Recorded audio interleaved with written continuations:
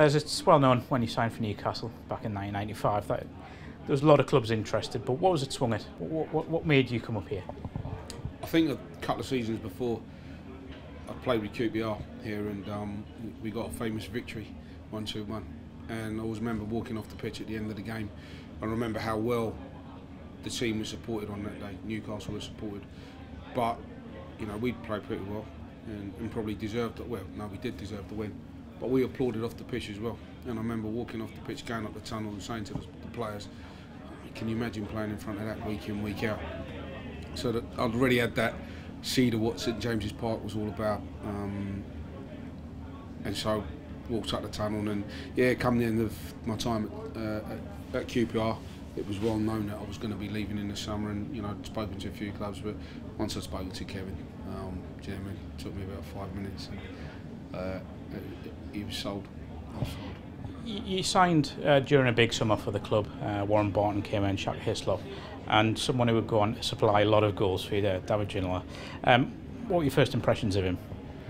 I mean, obviously, I'd heard about David, but didn't know too much about him. And obviously, the infamous incident with him playing for France, and Houllier coming out and saying what he'd said. So, you know, his name was, you know, known to me. And the interesting thing is, when he came in, I knew that about his footballing abilities. It was how he would settle in the Premier League. And you know, David's one of the few foreign players that hit the ground running when he came here, because he did hit the ground running. And you know, and Kevin made it plain to both him and Keith Gillespie at the time, and said, look, I bought someone that I think can hit the ball. Well, I know can hit the ball, because he's done it against us enough times. Make sure we supply him. And you know, as far as supply was concerned, I couldn't complain, because I had David throwing them in from one side and Keith throwing them in from the other. So it was just about me getting into the box and being in the right place. You mentioned that David started well and hit the ground running, but you didn't have a bad start yourself, of course. Coventry City, on the opening day of the season, scored the third of the 3 goals. But then went on a fine run, a record-breaking run, I seem to remember. It really couldn't have been a better start. No.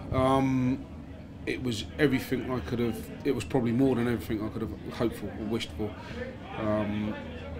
You know, the one thing people had said to me was, "Oh, you'd gone for £6 million. How does that going to affect you?" And I went, "It doesn't really bother me, because I didn't set the fee. What I know I can do is go and be the Les Ferdinand that was at QPR. Well, not the Les Ferdinand. I tried to better the Les Ferdinand that was QPR, and I felt with the team that I had around me, I was going to do that." And so, yeah, obviously getting off to that great start in the first league game was sort of like just what I needed. And, you know, went into the next game, scored a couple of goals, and the momentum built from there.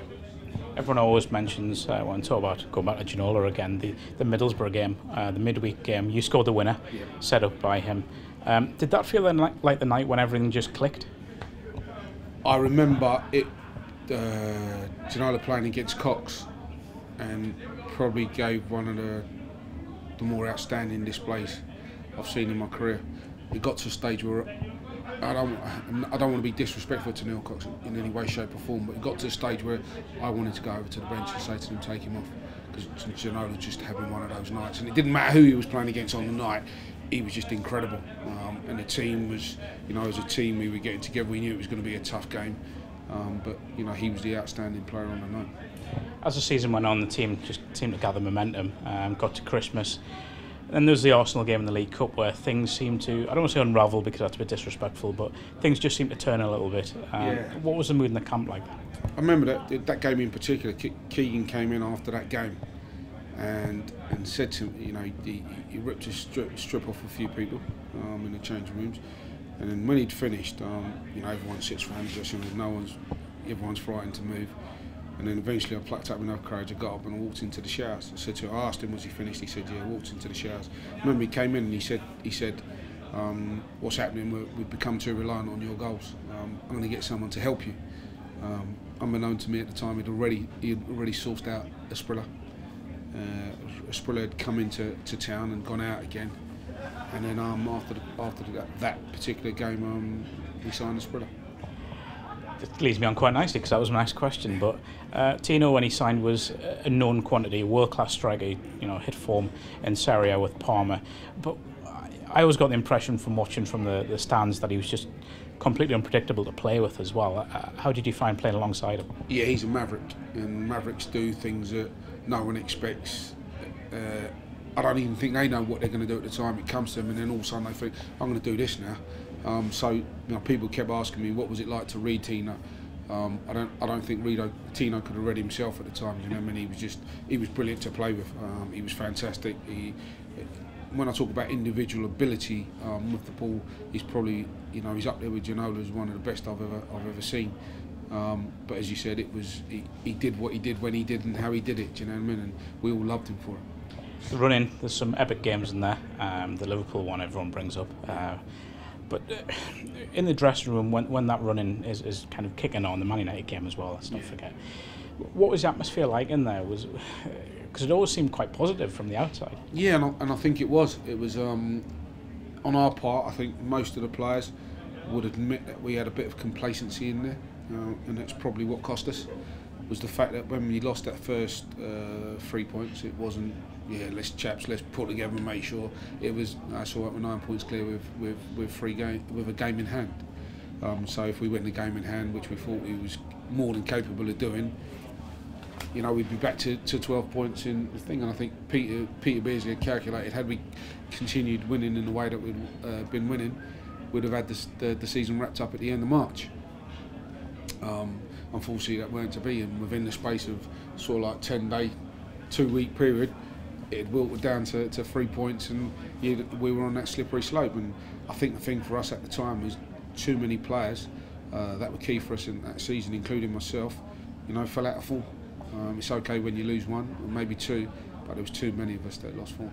Do you think Manchester United don't get the credit that they deserve for? Because let's not forget, they put together a great run. Schmeichel was making saves left, right and centre. Cantona was scoring late goals. I remember one at QPR possibly in the 97th minute.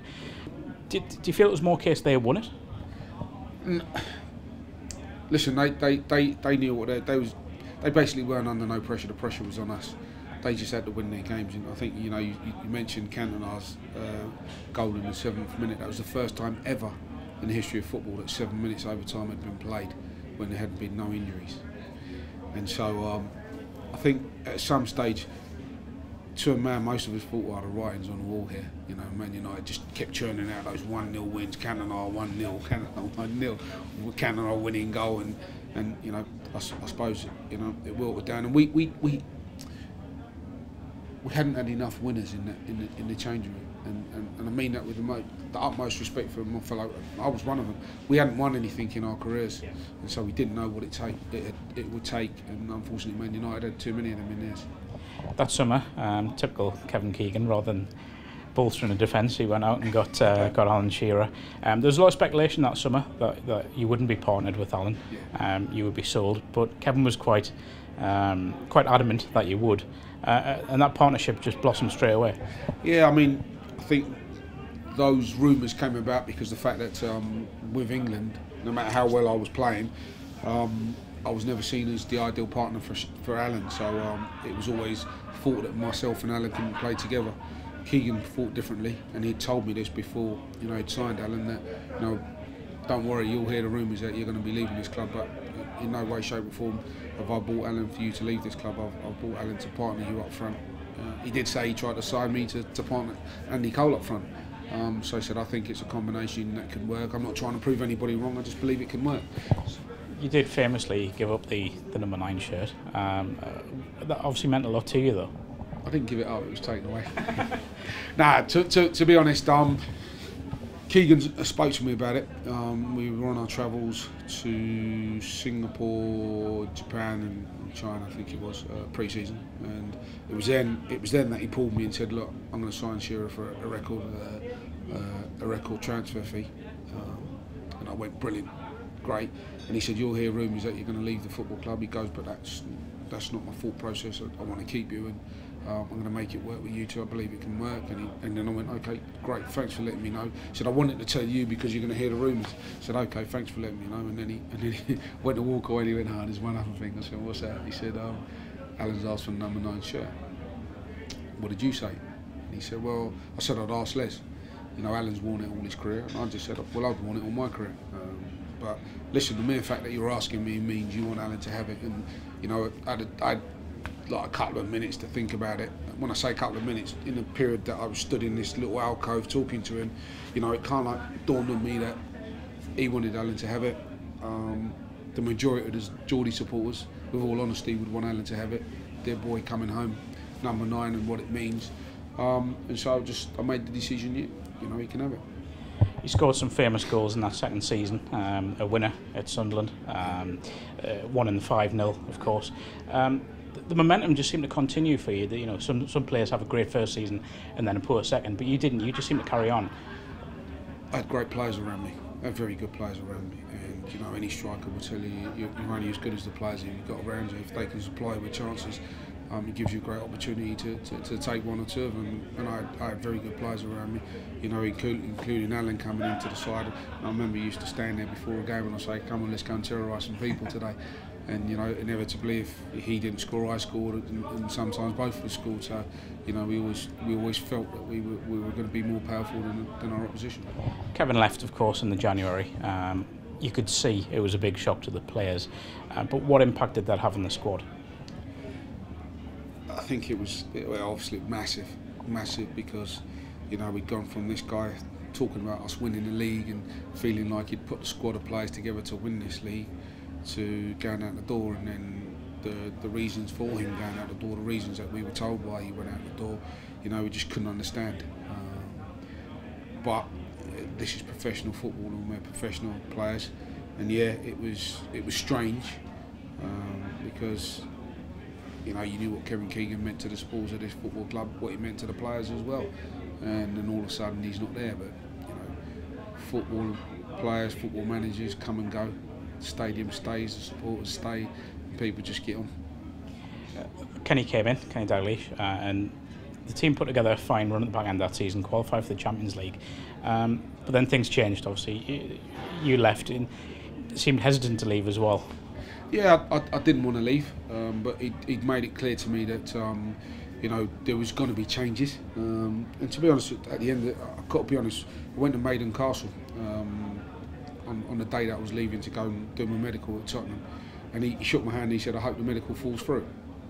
To be fair, but he'd told me what his intentions were for the season, and I said, "Well, if those are your intentions, all I want to do is play football." And he was like, "Okay," and he respected my wishes. And then Tottenham came in. I said, "Look, I know you got an opportunity to sell me. If you want to do that, do it. Don't bother fighting for me if I'm not going to play." So that was the case, and then infamously I went down to London, did my medical, and I was sat in a restaurant on a Saturday night, and a waiter comes up and said, "There's a call for you." "A call for me in a restaurant?" So he said, "Yeah." I said, "Nobody knows I'm here." I said, "Obviously someone does, because you got a call." So I went to the phone, picked it up. It was an agent at the time, and said to me, "Look, Alan Shearer's broken his ankle." And that was, you know, the first. And I was like, "Oh man, I'll give him a call." And he went, No, you don't understand. Newcastle want you to come back." But then I'd spoken to Alan on the phone, wished him all the best and stuff like that. And he said, "Look, I totally understand why you would leave now." It's 20 years this year since you left Newcastle. Sorry, it makes me feel old. You hear Newcastle Legends event at St James's, a massive turnout. Does it shock you that you're still held in such high esteem? You know, when you consider that I was only here for 2 years, you know, I came up when QPR played Newcastle this season. One of my mates who'd never been here before, I said to him, "You got to come and just see the stadium. It's absolutely sensational." And I said, and because of where Newcastle are at the moment, the stadium will be jumping.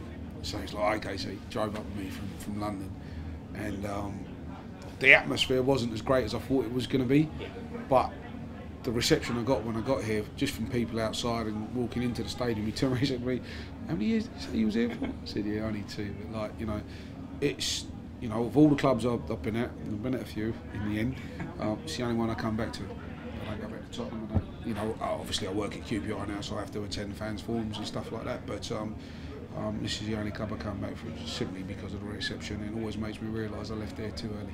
I think that atmosphere was probably down to QPR spoiling Newcastle's night. But just a word on Newcastle right now. Do you see them going up this season? Yeah, I do. I understand that, you know, the away form is much better than the home form, and as much as those supporters were fantastic when I were here, and I know how great they can be. I felt the anxiety in the crowd on that night, and trust me, when you're a player and there's anxiety in that crowd, you feel it. I felt it when I was here as a player, when we were going to win the league, and all of a sudden things started to go wrong. There was a little bit of anxiety, and as a player, you feel it. What these are, and I go, I go anywhere and say you got the best supporters in the land when they get behind that team. And I'm telling you now, if they were to get behind that team at home, and I think football's changed in that, not just Newcastle supporters, but I think football's changed in general. But if they were to get behind the team in the way that I know these supporters can get behind the team, you'd be landsliding it here at home. I'm just going to ask a couple about non-league. That's the cut. As famously, you started your career in non-league with Hayes, a very different non-league scene back then, admittedly. But what do you feel that era taught you as a player? Well, people talk about Hayes because I got signed. I went to QPR from Hayes, but I was actually at a club called Southall for 4 or 5 years. I was still at school when I was playing in Southall's youth team. Went through the ranks. But what it taught me at probably 15, 16, I was playing men's football. When you look at football today, with this under 23 leagues, these guys have been playing against each other since they were under 8s, under 9s. You get to under 23, you're still playing against the same fellas. I was playing men's football at 15, 16, and so my education in terms of playing against men became a lot sooner than perhaps some of these kids that are coming through systems at the moment. So that was probably what it taught me, to be a bit more robust. Okay, I missed out on probably all the technical bits and pieces that you might get from a professional football club, but I certainly knew how to mix it with men. A lot of football league clubs, including QPR, have sent young players out on loan to non-league. Is that something you'd encourage a young player to do? Yes, most definitely. Just simply because of the fact that, as I've said, you get involved in that environment a lot sooner. You're playing with people that are playing for livings at times, rather than just playing for fun. They're playing for a living. And under 23 football, sometimes the outcome ain't the most important thing. It's about whether you can produce players that go into your first team. So the circumstances around what you're going to learn when you're doing it for a living and what you're going to learn when you're doing it just for fun is very, very different. A lot of clubs, again, are looking into non-league to try and find the total stereotype, the next Vardy. Yeah. People must get sick of hearing that. But do you feel it is quite a risk as well, looking at non-league, because of the step up from semi-professional to professional? But has it become more and more difficult because of the focus on non-league to find that gem? I think so, because everybody is now looking for that next Jamie Vardy, as you said. But what people don't realise is Jamie Vardy didn't just come out to non-league and was the Jamie Vardy we saw at Leicester last year, and the glimpses we're seeing of him this year. It took a while for him to get to that stage, and that's what it is about. It's about having patience. You go into these to lower leagues. There are players in the lower leagues that are capable of playing in the Premier League, Championship. There are players out there. It's just having the patience and the time to have them come through a system once they're plucked out of that non-league.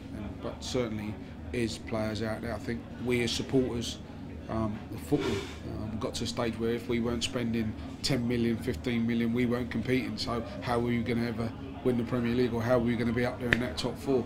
So the focus on looking in non-league had gone away, but I think that's come back now, and people are now looking for little gems. Just a final one. Do you think there is still talent in non-league? Obviously the standard's probably gone up a little bit because it is more professional now. But do you feel that there are gems there that can be taken by football league clubs? Yeah, I certainly do. And like I said, you're not going to take them and overnight they're going to be sensations. I think that's you'll get one in absolute millions that might do that. But I think if you can pluck them out of non-league and have the patience to give them the training and the time to develop, then yeah, certainly there is gems in there.